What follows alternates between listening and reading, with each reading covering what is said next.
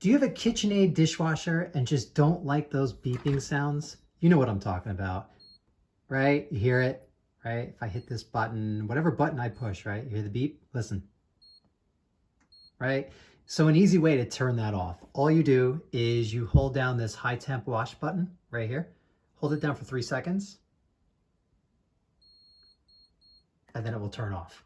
So if you hold down cancel as well to reset everything, close it, reopen it, and now if you hit any normal button, express wash, rinse only, whatever it is, you don't hear the beep anymore. Enjoy.